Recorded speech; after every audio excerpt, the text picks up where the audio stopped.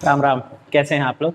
आशा है ठीक होंगे, स्वस्थ होंगे, खुद भी अच्छे होंगे और अपने परिवार का भी ध्यान रख रहे होंगे। तो जैसा कि हम संविधान को कंटिन्यू करने वाले थे, वीडियो पे बहुत अच्छा रिस्पांस आया और इसलिए हम आगे कंटिन्यू कर रहे हैं इसे। और आज जो है हम भारत में संवैधानिक विकास यात्रा पढ़ने वाले हैं। भारत में संवैधानिक विकास यात्रा का क्या अर्थ है? यहाँ अर्थ है कि भारत में संविधान बने तो क्या संविधान की शुरुआत सीधे हम वहां से माने जब 26 जनवरी 1949 को हमारा संविधान लागू हो गया, प्रभावी हुआ, या 26 जनवरी 1950 जब संविधान लागू हुआ? नहीं, हम बात करेंगे उसके भी इतिहास की। हम बात करेंगे जब भारत में अंग्रेज शासन था और उन्होंने भारत में संवैधानिक विकास का कार्य किया। हाँ, लेकिन इसे ये मत समझिएगा कि भारत वालों को संविधान बनाना या संविधान की जानकारी नहीं थी। भारत एक ऐसे देश में रहा है जिसकी सभ्यता और संस्कृति का इतिहास बहुत पुराना है, और अगर हम वो उठा करके देखें तो आर्य सभ्यता के समय से ही हमको संवैधानिक साक्ष्य दिखाई देते हैं। कैसे? सभा, नाम सुने होंगे आप, इतिहास पढ़े होंगे तो, और समिति, जहां सभा ऐसे लोगों की दल था जिसमें हर कोई इन्वॉल्व हो सकता था, शामिल हो सकता था, और समिति विशिष्ट लोगों की सदन थी, यानी वरिष्ठ जन या बुजुर्ग अनुभवी व्यक्ति उसमें शामिल होते थे। साउंड करता है कुछ कुछ लोकसभा राज्यसभा जैसा ना? बिल्कुल वैसा ही। तो इसके अलावा अगर आप अर्थशास्त्र पढ़ें, चाणक्य ने जो लिखा या कौटिल्य ने लिखा हुआ अर्थशास्त्र जो है, या फिर आप अष्टाध्यायी पढ़ें, पाणिनि का लिखा हुआ, हालांकि वो व्याकरण की किताब होने के बाद भी वर्णन करती है किसके बारे में? संविधान के बारे में। या आप कोशिश करें तो आपको कुछ साक्ष्य दिखाई दे जाएंगे, जैसे अशोक का अभिलेख भी एक तरह से संवैधानिक प्रावधान ही तो है। हाँ, इस तरह के प्रावधान आपको लगातार दिखाई देते रहे हैं भारत के प्राचीन इतिहास में भी। लेकिन जब संविधान पढ़ रहे होते हैं तो इसकी यात्रा शुरू होती है ईस्ट इंडिया कंपनी के भारत में प्रभाव जमाने से लेकर के आगे। तो ये जो चैप्टर है ये दो फेज में बटेगा। कैसे? एक, जब ईस्ट इंडिया कंपनी के अधीन संवैधानिक विकास हुआ, और जब ब्रिटिश क्राउन यानी 1857 की क्रांति के बाद का जो समय था, यानी 1858 से फिर जो विकास हुआ 1935 अधिनियम तक, या हम कह सकते हैं कि भारत के आजाद होने तक। तो ये दो खंड में बटता है। एक 1773 रेगुलेटिंग एक्ट से शुरू होगा, और एक जो है वो शुरू होगा 1858 से। दो खंड में बांट करके पढ़ेंगे। आज उसका पहला भाग मैं आपको पढ़ाने वाला हूँ। वीडियो हो सकता है थोड़ा लंबा हो, क्योंकि बहुत सारी चीजें जानने को है। अपनी कॉपी पेन साथ रखें, नोट्स बनाते हुए चलना है। तो शुरू करते हैं। मेरा नाम शेखर है और मैं नॉलेज ऑफ कोचिंग सेंटर चलाता हूँ रायगढ़ छत्तीसगढ़ में, आपके अपने छत्तीसगढ़ में। और आज हमारा टॉपिक है भारत में संवैधानिक विकास यात्रा। इसकी शुरुआत ईस्ट इंडिया कंपनी से। क्या है ईस्ट इंडिया कंपनी? पहले तो यही जान लेते हैं। ईस्ट इंडिया कंपनी व्यापारियों का एक दल है। कैसा दल है वो? जो कि पूर्वी देशों के साथ व्यापार करना चाहते थे। अब इसका किस्सा क्या है? इसका किस्सा है दुनिया के और अलग अलग जो देश थे वो भारत की तरफ या भारत जैसे और देशों की तरफ देख रहे थे व्यापार के लिए, और इनमें एक डच जो संगठन था वो काली मिर्च का व्यापार करता था। ये आमतौर पर काली मिर्च को मूल्य से ज्यादा बेचा करते थे, या फिर हम कहें कि उसका दाम अधिक लगाया करते थे, जो कि ईसाई कानून के खिलाफ माना जाता था। इस बात को लेकर डचों और अंग्रेजी व्यापारियों में बहस होते रहती थी या आपसी संघर्ष होता था, और यही सोच करके कुछ व्यापारियों ने तय किया कि वो भी पूर्वी देशों की तरफ व्यापार करने चलेंगे। इन उत्साही व्यापारियों का जो संगठन बना वो था मर्चेंट एडवेंचर्स एसोसिएशन, या फिर हम कह सकते हैं मर्चेंट्स ऑफ लंदन, जो कि ईस्ट इंडिया कंपनी के रूप में बाद में जानी गई। 1599 में जब ये संगठन बना, 1599 में जब ये संगठन बना, तो इन्हें सबसे पहले अपनी रानी से अनुमति लेने की जरूरत महसूस हुई, और इन्होंने आवेदन किया सितंबर माह में, जो कि रानी ने पेंडिंग रखा। और फाइनली एक अच्छे दिन 31 दिसंबर 1600, हाँ, इस दिन अनुमति पत्र पर हस्ताक्षर हुए, और क्वीन एलिजाबेथ ने ईस्ट इंडिया कंपनी को भारत में फ्री ट्रेड, मुक्त व्यापार की अनुमति देकर 15 साल का छूट, या फिर हम कह सकते हैं 15 साल की राजाज्ञा दे दी। यहीं से शुरू होता है भारत में संवैधानिक विकास का क्रम। तो सन 1600 का राजलेख, जिसमें महारानी एलिजाबेथ ने 15 वर्ष के लिए ईस्ट इंडिया कंपनी को भारत जाने का आदेश दिया, जिसके व्यापार पर, ईस्ट इंडिया कंपनी के व्यापार पर ब्रिटिश क्राउन कोई नियंत्रण नहीं रखेगी। ये पूरी तरह से मुक्त होगा। कंपनी का संचालन हालांकि लंदन से ही हो रहा था और इसके लिए 24 सदस्यों का एक दल होता था। ये 24 सदस्यों का दल कंपनी के कार्यों को संचालित करता जो भारत में थी, लेकिन वो संचालन होता ब्रिटेन से। यहां तक आप चीजें समझ गए होंगे। अब जब ईस्ट इंडिया कंपनी भारत पहुंची तो शुरुआत में तो उसे पांव जमाने में वक्त लगा। जहांगीर से आदेश लेने तक के क्रम में अगर देखें तो पहले सूरत में उन्होंने एक फैक्ट्री स्थापित की, फिर मुसलीपट्टनम और फिर मद्रास और फिर कलकत्ता। इस तरह से वो अपनी एक एक फैक्ट्री स्थापित करते चले गए। शुरुआत में उद्देश्य प्योर व्यापारिक था और ये व्यापारी निजी रूप से व्यापार करते थे। निजी व्यापार क्या होता है? एक कंपनी के रूप में व्यापार न करके व्यापारी आते और एकल एकल रूप में अकेले अकेले व्यापार करने लग जाते। हालांकि ये व्यापार पूरी तरह से अभी भी मुक्त थे। कोई एक कंपनी बड़े रूप में काम नहीं कर पा रही थी, ये भी प्रॉब्लम बनी हुई थी। हालांकि कुछ क्षेत्रों में इनके प्रभाव जमने लग गए थे और यही कारण था कि 1726 में बंबई, मद्रास और कलकत्ता में गवर्नर जो मौजूद थे उन्हें कुछ शक्तियां दी गई, शक्ति कानून बनाने की। ऐसा क्यों हो रहा था? कानून बनाने की शक्ति क्यों दी गई? क्योंकि भारत में और भी विदेशी शक्तियां थी जो व्यापार कर रही थी और ऐसा संभव नहीं था कि बार बार ब्रिटेन से आदेश लिया जाए। इसलिए 1726 में एक राजाज्ञा के द्वारा बंबई, मद्रास और कलकत्ता के गवर्नरों को कानून बनाने का अधिकार दे दिया गया था। वो कानून बनाने, अधिनियमित करने का भी अधिकार दे दिया गया था। 1777 आते तक, हालांकि बाद में इनको तो अपने मुद्रा वगैरह के बारे में भी छूट मिलने लग गई थी, लेकिन हमारी कहानी इससे जुड़ी हुई नहीं है। हमारी कहानी इसके बाद एक महत्वपूर्ण घटनाक्रम से जुड़ती है।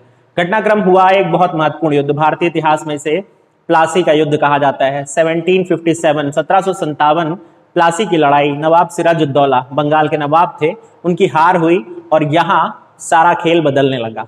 क्यों? ईस्ट इंडिया कंपनी एक बड़ी संस्था के रूप में उभर करके आई क्योंकि उसे बंगाल पे अब अधिकार मिल गया था। साथ ही साथ इसके बाद एक युद्ध होता है जिसे बक्सर का युद्ध कहा जाता है। 1764 में हुए इस युद्ध ने बंगाल के अलावा उड़ीसा और बिहार की दीवानी किसे कहते हैं? दीवानी यानी रेवेन्यू वसूलने का अधिकार या राजस्व वसूलने का अधिकार भी ईस्ट इंडिया कंपनी को दिला दिया था। अब यहां पर कंपनी शक्तिशाली बनते हुए दिखाई देती है भारत में राजनीतिक रूप से, लेकिन अभी भी किस्सा बाकी था इस एक्ट तक पहुंचने के लिए। तो हमारे पास दो युद्ध है, 1757 प्लासी जिससे बंगाल मिल गया, 1764 बिहार उड़ीसा, बंगाल की दीवानी और साथ ही साथ दिल्ली पे अप्रत्यक्ष रूप से अधिकार। ये सब कुछ ईस्ट इंडिया कंपनी के हाथों आ चुका था और यहां से परेशानी की शुरुआत होती है। ईस्ट इंडिया कंपनी के व्यापारी जब ब्रिटेन वापस लौटते तो वो काफी अमीर होकर के लौटते, क्योंकि भारत से होने वाले व्यापार से उन्हें बहुत लाभ हुआ होता था। और अगर बात करें इस कंपनी संचालक मंडल की जिसमें 24 सदस्य थे, इन सदस्यों का चुनाव करने का अधिकार भी उन व्यक्तियों को होता था जो कि कंपनी में कम से कम 500 पाउंड का शेयर होल्ड करते थे। और अगर इन अमीर व्यक्तियों की बात करें जो भारत से अमीर होकर लौटते, तो जाहिर सी बात है इनके पास 500 पाउंड से अधिक का ही शेयर मूल्य होता। तो अक्सर कंपनी के संचालक मंडल में भी यही शामिल हो जाते या इनके द्वारा भेजा हुआ व्यक्ति शामिल हो जाता। धीरे धीरे ब्रिटेन की संसद में भी इनका प्रभाव बढ़ने लग गया था और कुछ लोग ब्रिटेन में मानने लगे थे, बुद्धिजीवी वर्ग, कि एक दिन कंपनी इतनी शक्तिशाली हो जाएगी कि वो ब्रिटेन की संसद को भी अपने हाथों में ले लेगी। बस यहीं से जन्म होता है कंपनी पे नियंत्रण की सोच का। एक घटना और हो रही थी, चूंकि कंपनी यहां आई तो थी व्यापार करने, लेकिन वो राजनीति में उलझी रही और लगातार युद्ध, चूंकि विदेशी कंपनियां और भी थी उनसे भी युद्ध लड़ रहे थे और भारत की राजनीति में दखल देकर भारतीय राजाओं से भी इनके युद्ध हो रहे थे। इतने सारे युद्धों ने कंपनी को धीरे धीरे गरीब करना भी प्रारंभ कर दिया था। ऐसा मत सोचिए कि ये दीवानी का अधिकार मिलने से कंपनी बहुत अमीर हुई। लोग अमीर हो रहे थे, कंपनी गरीब हो रही थी। व्यक्तिगत रूप से लाभ कमा करके अधिकारी निकल जाते और कंपनी धीरे धीरे अपने नुकसान की तरफ या अपने घाटे की तरफ बढ़ रही थी। ये बात ब्रिटेन में गूंजने लगी थी और कंपनी भी चाहती थी कि उसे एक बड़ा ऋण या बड़ा कर्ज ब्रिटेन के द्वारा मिल जाए। 14 लाख पाउंड ये ऋण था जो कंपनी ने मांगा था। ब्रिटेन की सरकार ने यह स्वीकार तो किया, साथ ही साथ एक एक्ट भी उनके ऊपर लाद दिया और यहां से संवैधानिक विकास की शुरुआत होती है। 1773 का रेगुलेटिंग एक्ट बस इसी की परिणाम थी। ब्रिटेन में प्रधानमंत्री हुआ करते थे लॉर्ड नॉर्थ और उन्होंने एक कमेटी बनाई जो गुप्त स्तर पर इस सब की जांच करके सुझाव दी कि अब कंपनी पर क्राउन का नियंत्रण या ब्रिटेन की संसद का नियंत्रण जरूरी है। तो पहला एक्ट आया रेगुलेटिंग एक्ट 1773। ये कहानी बहुत कम जगह बताई जाती है, सुनाई जाती है, याद रखिएगा क्योंकि आपके काम आने वाली है।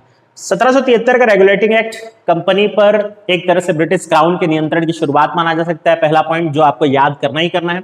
दूसरा, इसमें जो बड़ी बात हुई थी कि बंगाल में गवर्नर का पद खत्म करके अब गवर्नर जनरल का पद बना दिया गया था। जनरल शब्द सामान्य लगता है लेकिन एक्चुअल में उसके मायने बड़े विशिष्ट हैं। गवर्नर जनरल के पास यानी बंगाल के गवर्नर जनरल के पास अब इतनी शक्ति थी कि वो बाकी की जो दो प्रेसिडेंसी थी यानी कि बंबई और मद्रास, इनके गवर्नरों को आदेश दे सकता था या सलाह दे सकता था और वो उनकी सलाह को मानने के लिए बाध्य होते। तो यहां पर बंगाल में गवर्नर जनरल का पद सृजित हुआ। वॉरेन हेस्टिंग पहले गवर्नर जनरल बनाए गए। यहां तक तो कहानी क्लियर हुई। दूसरी बड़ी चीज थी कि गवर्नर जनरल भी अकेले काम नहीं कर सकते, उनके मदद के लिए 4 सदस्यों का एक दल गठित किया गया। ये जो 4 सदस्य थे ये उनके सलाहकारी परिषद के रूप में आए थे। ब्रिटेन के प्रिवी काउंसिल के द्वारा नियुक्त होने वाले ये सदस्य जब तक सलाह नहीं देते तब तक अकेले गवर्नर जनरल भी कोई कानून नहीं बना सकते थे। यानी अब कोई नई अगर प्रावधान या नया प्रावधान बनाया जाता तो इन 5 लोगों के द्वारा मिलकर के बनाया जाता बहुमत के आधार पर। यह ध्यान रखने की जरूरत है। तो गवर्नर जनरल पावरफुल होने के बाद भी निर्भर होने लगा इन 4 सदस्यों की परिषद पर। इसे गवर्नर जनरल की परिषद कह सकते हैं हम। एक और बड़ी चीज हुई थी कि 1774 में कलकत्ता में उच्चतम न्यायालय का गठन हुआ। कई बार ये प्रश्न आता है तो लोग कंफ्यूज हो जाते हैं कि दिल्ली में तो है सुप्रीम कोर्ट और फिर ये क्या है। तो ध्यान रखिए ये ईस्ट इंडिया कंपनी का उच्चतम न्यायालय है, क्योंकि कलकत्ता इनका मुख्य केंद्र था, इसलिए ऐसा। तो ये जो न्यायालय बना इसमें पहले न्यायाधीश के रूप में आए सर एलिजा एम्पे। सर लगाना हमें शायद उतना जरूरी ना लगे लेकिन चूंकि ऐसा ही याद करते हैं तो एलिजा एम्पे को आप याद रखें। पहले न्यायाधीश के रूप में उन्होंने काम किया। हालांकि इनका कार्यकाल भी विवादित रहा। विवादित क्यों रहा? ब्राह्मण नंदलाल की अनैतिक रूप से फांसी के कारण या उनकी कानूनी रूप से हत्या के कारण उनका कार्यकाल विवादित रहा है। ध्यान रखिएगा वॉरेन हेस्टिंग और इनकी मित्रता के बड़े किस्से चलते थे। बाद में बात करेंगे कि कंपनी के सदस्यों के निजी व्यापार पर रोक लगाई गई। ये बहुत जरूरी था क्योंकि कंपनी के व्यापारी अपना अपना व्यापार कर रहे थे और कंपनी कमजोर हो रही थी, तो निजी व्यापार प्रतिबंधित किए गए। बन जाएगा। साथ ही साथ ब्रिटेन में 2 संस्थाएं बनाई गई। ये लंदन में काम कर रही थी। एक था कोर्ट ऑफ डायरेक्टर और एक था कोर्ट ऑफ प्रॉपर्टीज। ये दोनों संस्थाएं अब सलाहकारी निकाय के रूप में काम करती। इन्हीं के सलाह पर ईस्ट इंडिया कंपनी भारत में काम करती या ये उस प्रावधानों को निरीक्षण करते। कोर्ट ऑफ डायरेक्टर जहां राजनीति से जुड़े हुए, वहां कोर्ट ऑफ प्रॉपर्टी राजस्व से जुड़े हुए मामले देखने लगी थी। तो 1773 के रेगुलेटिंग एक्ट ने इतना कुछ साबित कर दिया कि ईस्ट इंडिया कंपनी कोई ऐसे ही आराम से रहने वाली यहां नहीं है, बल्कि उस पर ब्रिटेन की संसद का नियंत्रण रहेगा। इसके बाद की घटनाओं में अगर बात करें तो फिर चूंकि सुप्रीम कोर्ट, यहां पर एक चीज जानना जरूरी है कि जो उच्चतम न्यायालय बना था कहां का, कोलकाता वाला, वो ईस्ट इंडिया कंपनी के कर्मचारियों के बारे में भी सुनवाई आदि करने का अधिकार रखता था। साथ ही साथ ये जो गवर्नर जनरल की परिषद थी, अगर ये कोई कानून बनाती तो उसे उच्चतम न्यायालय की सहमति भी लेनी पड़ती। तो ये कुछ प्रावधान थे जो उच्चतम न्यायालय के हिस्से ज्यादा हो रहे थे और इसलिए एक सुधार अधिनियम आया 1781 में, आप कह सकते हैं। ये बहुत छोटा सा है, आप इसे बस ऐसे ही याद रख सकते हैं। 1781 का जो था वो सुप्रीम कोर्ट ऑफ कलकत्ता जो थी उसमें सुधार के लिए लाया गया था। इसमें गवर्नर जनरल को फ्री किया गया कि वो सर्वोच्च न्यायालय या कोलकाता के सुप्रीम कोर्ट से हर बात पे सलाह ना ले, और साथ ही साथ जो ये सुप्रीम कोर्ट थी कलकत्ता की, उसके अधिकारों को थोड़ा सा सीमित किया गया था। 1781 में यह एक्ट आया था। लेकिन हम बात कर रहे हैं अगले महत्वपूर्ण कानून की। हमारा जो अगला टॉपिक है वो यही है, पिट्स इंडिया एक्ट 1784, दूसरा महत्वपूर्ण कानून रेगुलेटिंग एक्ट के बाद अगर बात करें पिट्स इंडिया एक्ट की, तो इसमें एक बहुत महत्वपूर्ण काम हुआ था, वो था बोर्ड ऑफ कंट्रोलर का गठन हुआ था। बोर्ड ऑफ कंट्रोल यानी अब पहली बार इस तरह से हो गया था कि भारत में प्रशासनिक कार्य अलग कर दिए गए कंपनी के हाथों के, और जो कि वित्तीय कार्य थे वो अलग कर दिए गए। यानी एडमिनिस्ट्रेशन एक अलग संस्था के देखरेख में होगी और रेवेन्यू वसूली एक अलग संस्था के देखरेख में होगी। तो बोर्ड ऑफ कंट्रोलर था और कोर्ट ऑफ डायरेक्टर, आप चाहें तो इस तरह से कोर्ट ऑफ डायरेक्टर्स को भी याद रख सकते हैं। तो बोर्ड ऑफ कंट्रोलर का जो गठन हुआ ये ज्यादा जरूरी है। 6 सदस्यों का ये दल जो था, इसमें सेक्रेटरी ऑफ स्टेट तो होते ही थे, साथ ही साथ ब्रिटेन के वित्त मंत्री भी सदस्य थे, और 4 मेंबर जो होते थे वो ब्रिटेन की प्रीवी काउंसिल के होते थे। ध्यान रखिए, इन सब की वेतन की व्यवस्था भारत से प्राप्त आय से की जाती थी, जो कंपनी अर्जित कर रही थी यहाँ। ये सारी चीजें आपको जानने की जरूरत है। और इनकी नियुक्ति यानी सीधे ब्रिटेन के द्वारा हो रही है, या ब्रिटेन की काउंसिल के द्वारा हो रही है, या ब्रिटेन की संसद द्वारा। तो हम कह सकते हैं कि ब्रिटिश नियंत्रण और मजबूत हो गया था। और जो गवर्नर जनरल थे, अब वो इस परिषद यानी गवर्नर जनरल की परिषद की जगह बोर्ड ऑफ कंट्रोलर की तरफ ज्यादा देखते थे अपने निर्णयों के लिए। एक तरह से अधिकार गवर्नर जनरल के और सीमित होने हुए दिखाई देते हैं। गवर्नर जनरल की परिषद जो 4 की संख्या थी, उसमें एक संख्या घटा दी गई, 3 ही रख दिए गए। अब 3 सदस्यों के दल के साथ गवर्नर जनरल अब सलाह कर सकते थे। इस एक्ट में एक बड़ी चीज थी कि भारत में कंपनी के जो क्षेत्र था, उसे पहली बार ब्रिटिश आधिपत्य क्षेत्र भी कहा गया था। ये सब कुछ हो रहा था पिट्स इंडिया एक्ट में। कई बार मन में सवाल आता है कि पिट्स इंडिया एक्ट क्यों लाया गया। भाई, रेगुलेटिंग एक्ट में जो छोटी बड़ी खामियां रह गई थी, जो और नियंत्रण करना बाकी रह गया था, बस उस पर सुधार करते हुए पिट्स इंडिया एक्ट बनाया गया था। इससे ज्यादा आपको पिट्स इंडिया एक्ट में और कुछ भी नहीं जानना है। एक विचारक हैं अल्बर्ट, जो कि ब्रिटेन के बड़े राजनीतिक विशेषज्ञ हैं, उन्होंने कहा था कि रेगुलेटिंग एक्ट को बिना ज्यादा परिवर्तित किए पिट्स इंडिया एक्ट ने वो सब कुछ लागू कर दिया जो कि रेगुलेटिंग एक्ट में छूटा रह गया था या बचा रह गया था। इसके बाद की बात करेंगे 1786 का सुधार अधिनियम। बहुत महत्वपूर्ण है 1786 का सुधार अधिनियम, क्योंकि इस एक्ट का एक मेन उद्देश्य था गवर्नर जनरल को थोड़ा और पावरफुल बनाना। तो यहां पर गवर्नर जनरल को मुख्य सेनापति का दर्जा दिया गया। यानी अब यहां मौजूद जो सेना थी, ब्रिटिश सेना, जो कंपनी की सेना थी, उस पर पूरा हक, उसके निर्णयों के लिए पूरा हक जो था वो गवर्नर जनरल को दे दिया गया। जैसे अभी हम कहते हैं राष्ट्रपति सर्वोच्च सेनापति होते, बस उस तरह से गवर्नर जनरल अब भारत में मुख्य सेनापति का दर्जा प्राप्त करने लगे 1786 के सुधार अधिनियम के द्वारा। लॉर्ड कॉर्नवालिस को ये हक मिला था कि वो पहले सर्वोच्च सेनापति बने भारत में ईस्ट इंडिया कंपनी के लिए। साथ ही साथ इसमें एक चीज और जानना है कि परिषद के खिलाफ वीटो पावर दिया गया। ये गवर्नर जनरल की जो 3 सदस्य वाली परिषद थी ना, अब आपको याद होगा मिलकर के ही निर्णय लेता था, और अब आमतौर पर परिषद जो कहती वही गवर्नर जनरल को मानना पड़ता। यहां पर लॉर्ड कॉर्नवालिस को यह लाभ प्राप्त हुआ कि वो परिषद की कही हुई बात को एक बार में मना कर सकते थे, और खुद जो कह रहे हैं उसे लागू कराने की शक्ति उन्हें प्राप्त हुई। वीटो का मतलब मना या निषेध होता है, साफ तौर पर ना कह देना। यह अधिकार प्राप्त हुआ गवर्नर जनरल को। तो इतनी सारी चीजें हुई किसमें, 1786 के सुधार अधिनियम में। इसके बाद की कहानी आसान है। 1793 का चार्टर एक्ट आया, जो कि बहुत महत्वपूर्ण तो नहीं कहा जा सकता, लेकिन इसके भी कुछ चेंज आपको याद रखने पड़ेंगे। जैसे कंपनी का व्यापारिक अधिकार 20 साल के लिए और बढ़ा दिया गया। हर 20 साल में अब रिन्यू करने की बात कही गई, क्योंकि अब तक कंपनी ठीक ठाक संचालन करने लग गई थी। इसलिए कंपनी को कहा गया कि आप 20 साल तक व्यापारिक अधिकार भी ले सकते हैं और राजनीतिक अधिकार भी ले सकते हैं, वो आपका जारी रहेगा। दूसरी और कोई कंपनी आपके पीछे नहीं आ रही है। दूसरा ये हुआ कि गवर्नर जनरल का पद स्थायी बना दिया गया। स्थायी का मतलब यहां पे ऐसा नहीं है कि ये पद बदल जाने वाला है। होता यह कि गवर्नर जनरल का पद 1 सेकंड भी खाली नहीं छोड़ा जाता था। अब यदि गवर्नर जनरल छुट्टी पे जाते या कभी बंगाल से बाहर जाते, तो उनकी जगह एक ऐसे व्यक्ति को नियुक्त किया जाता जिसका सैन्य बैकग्राउंड ना हो, सैनिक बैकग्राउंड ना हो, उनको गवर्नर की जगह कार्यकारी गवर्नर के रूप में नियुक्त किया जाना जरूरी हो गया था। एक और चीज थी, इसमें मैं मेंशन यहां नहीं किया हूं, लेकिन आप सुन लीजिए और नोट करिएगा। 1793 के एक्ट में गवर्नर जनरल की जो परिषद थी, उसका सदस्य बनने के लिए, उसका मेंबर बनने के लिए कम से कम भारत में 12 साल रहने का अनुभव जरूरी कर दिया गया था। बहुत सारे लोग सिर्फ भारत आते और भारत को बिना समझे नीति निर्माण करने लगते, तो कंपनी को दिक्कत आ रही थी। इसलिए जरूरी कर दिया गया कि सदस्य बनने के लिए आपको भारत में रहना भी जरूरी है। तो ये था 1793 का एक्ट। और इसके बाद का जो एक्ट है, इससे बहुत क्वेश्चन आते हैं, खूब सारे प्रश्न आते हैं, इसलिए आप खास ध्यान देंगे। 1813 का अधिनियम।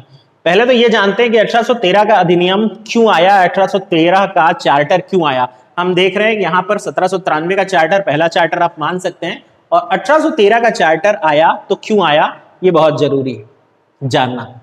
तो हो ये रहा था, कंपनी अभी भी इतनी शक्तिशाली दिखाई दे रही थी ब्रिटेन में, क्योंकि भारत एक ऐसा देश था जहां व्यापारिक लूट तो हो ही रही थी, साथ ही साथ आर्थिक लूट भी हो रही थी। देसी रियासतों को लूटा जा रहा था, या हम कह सकते हैं कि देसी रियासतों से खूब धन आदि की प्राप्ति हो रही थी। इसलिए अभी भी ईस्ट इंडिया कंपनी ब्रिटेन में बहुत बड़ी संस्था के रूप में दिखाई दे रही थी। इससे ब्रिटेन में रहने वाली बाकी व्यापारिक संस्थाओं को डर होने लगा कि ईस्ट इंडिया कंपनी इतनी बड़ी ना हो जाए कि उनके व्यापारिक हित को काटने लगे या कम करने लगे।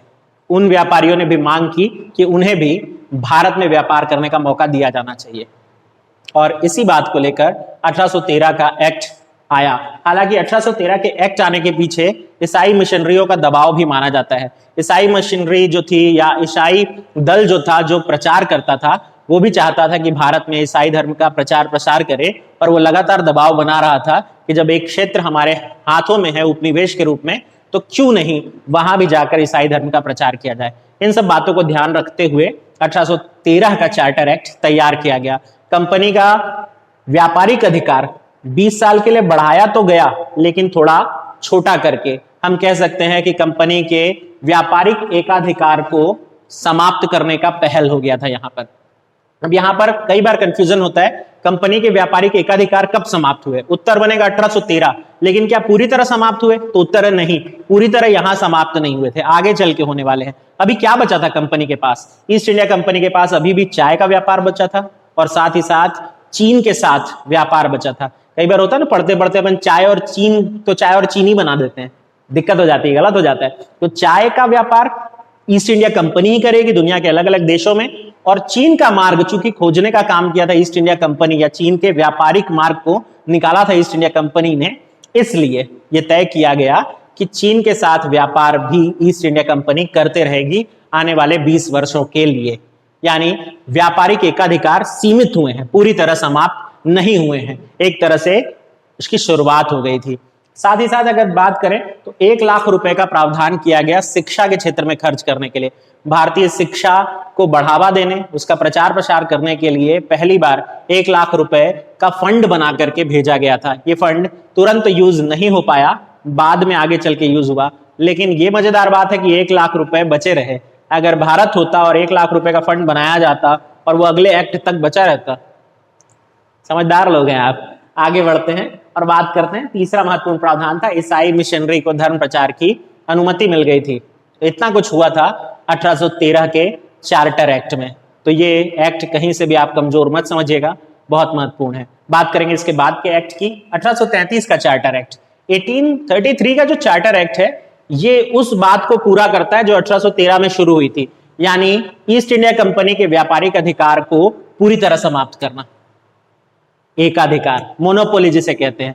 अब ब्रिटेन की बाकी कंपनी भारत आ सकती थी, व्यापार कर सकती थी, अकेली ईस्ट इंडिया कंपनी को ही अधिकार मिले, जिसकी शुरुआत हुई थी सन 1600 में महारानी के राजलेख से, वो अब समाप्त हो रहा था। ईस्ट इंडिया कंपनी के अलावा ब्रिटेन की बाकी कंपनी भी अब भारत में व्यापार करने के लिए मुक्त कर दी गई। बन जाएगा, यानी अब कहेंगे ईस्ट इंडिया कंपनी का व्यापारिक अधिकार, एकाधिकार पूरी तरह से समाप्त। ध्यान रखें, व्यापारिक, राजनीतिक नहीं। अभी भी ईस्ट इंडिया कंपनी के हाथों में ये जो एम्पायर उन्होंने खड़ा किया है ना अब तक, वो सब कुछ अभी भी उन्हीं के हाथों में था, लेकिन बाकी कंपनी आकर के व्यापार कर सकती थी। दूसरी अगर बात करें कि इसके पीछे का राज क्या है, क्यों 1833 का एक्ट लाना पड़ा, तो इसके पीछे है औद्योगिक क्रांति। ब्रिटेन में औद्योगिक क्रांति ने जन्म लिया था और बहुत से नई नई खोज के द्वारा व्यापार तीव्र गति से बढ़ने लगा था। बाकी व्यापारियों की छटपटाहट थी कि उस व्यापार के बढ़ने के माहौल को वो मिस ना कर दे, खो ना दे, और इस अवसर को हर कोई भुनाना चाहता था। एक बड़ा बाजार हर किसी को चाहिए था अपना प्रोडक्ट बेचने के लिए, और भारत से बढ़ करके कौन सा बाजार मिलता, इसलिए भी एक्ट बनाना पड़ा। हम कह सकते हैं ये ब्रिटेन में उदारवादी नीति की भी शुरुआत थी, जहां हर संस्था को, हर कंपनी को मौका दिया जाने वाला था, और हुआ भी यही। एक ब्रिटेन के विचारक हैं लेसेज फेयर, उनके सिद्धांत पर आधारित आप कह सकते हैं इस एक्ट को। ये एक्ट भेजा गया भारत, और इस एक्ट में मैं आपको जैसे बताया व्यापारिक एकाधिकार पूरी तरह समाप्त हुआ। दूसरा, भारत में गवर्नर जनरल का पद बनाया गया। अब तक बंगाल गवर्नर जनरल चल रहा था, अब बने भारत के लिए गवर्नर जनरल।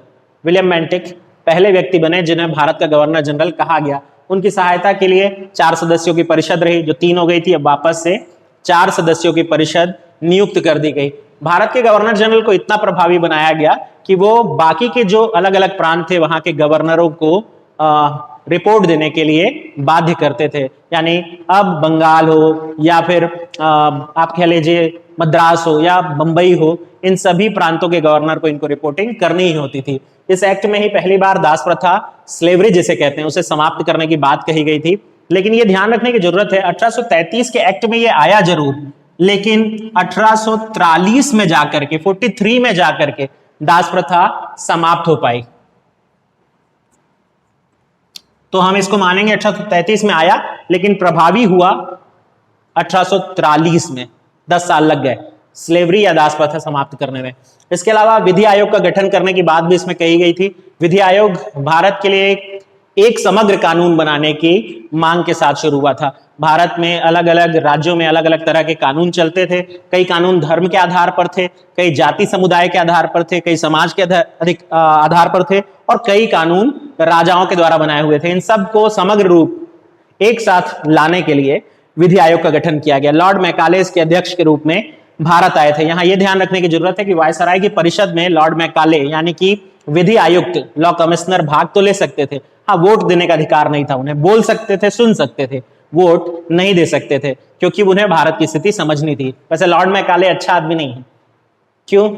लॉर्ड मैकाले वो व्यक्ति है जिसने कहा था कि भारत का साहित्य इतना कमजोर है कि अगर हम भारत के सारे साहित्य को समेटकर ब्रिटेन ले जाएं और ब्रिटेन की एक लाइब्रेरी में सजाने का प्रयास करें, तो भाई लाइब्रेरी की सिर्फ एक सेल्फ भरेगी, इतना कमजोर है।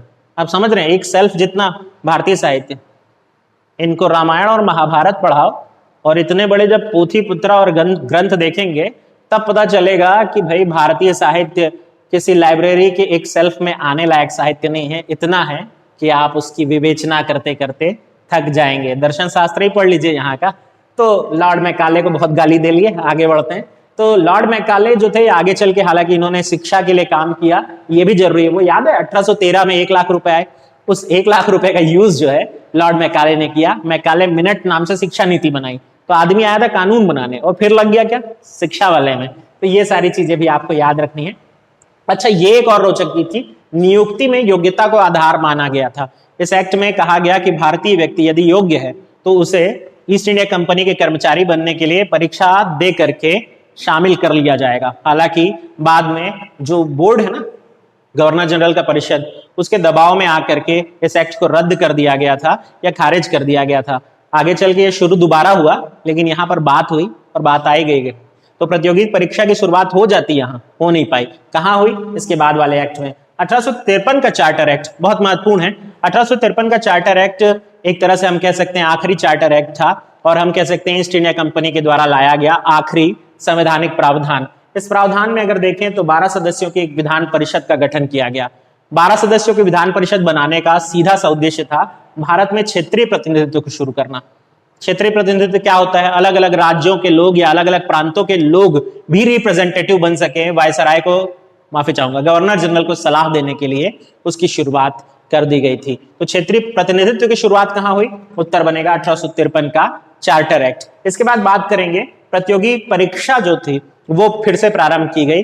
1853 के एक्ट में इसकी बात थी। 1854 से फिर ये प्रभावी रूप से होने लगी। भारतीयों को भी इस प्रतियोगी परीक्षा में बैठने का अवसर दिया जाने लगा। इसके अलावा बंगाल में एक लेफ्टिनेंट गवर्नर जनरल का पद बनाया गया। यदि गवर्नर जनरल ना रहे तो उनका कार्यभार संभालने के लिए एक पद बनाया गया। तो ये सारी चीजें घटित हो रही थी। कहां? तो ईस्ट इंडिया कंपनी के शासनकाल के दौरान। ये सारी कहानी हमने सार के रूप में जानने का प्रयास किया। इसका दूसरा वीडियो भी आएगा जब हम 1857 की क्रांति के बाद का संवैधानिक विकास देखेंगे। उम्मीद है यहां तक आप समझ पाए होंगे। इसके बाद भी यदि कोई क्वेश्चन रह गए होंगे तो कमेंट बॉक्स पर आपके क्वेश्चन का स्वागत रहेगा और मैं उत्तर देने का पूरा प्रयास करूंगा। और भी डिटेल यदि आपको जानने का मन हो तो आप किताबों का अवलोकन कर सकते हैं। एम लक्ष्मीकांत एक अच्छी किताब होती है संविधान के लिए। लेकिन यदि उसके बाद भी आपको कोई डाउट है तो आप नीचे कमेंट बॉक्स में संवैधानिक विकास के बारे में मुझसे पूछ सकते हैं। ये वीडियो अगले क्रम में जारी रहेगा। अच्छा लगा आपसे मिल करके। वीडियो पसंद आया हो लाइक जरूर करिए। कमेंट करके आप और हम बात कर सकते हैं, और मुझसे टेलीग्राम में जुड़ने के लिए डिस्क्रिप्शन में लिंक भी होगा। वीडियो को शेयर जरूर करिए और आपका साथ रहेगा तो हम लगातार ये वीडियो क्रम आगे बढ़ाते रहेंगे। लेकिन उसके लिए आपकी सब्सक्रिप्शन की जरूरत होगी। तो मिलें दोबारा किसी और क्लास में। तब तक ध्यान रखिए अपना भी और आपके अपनों का भी। मिलते हैं।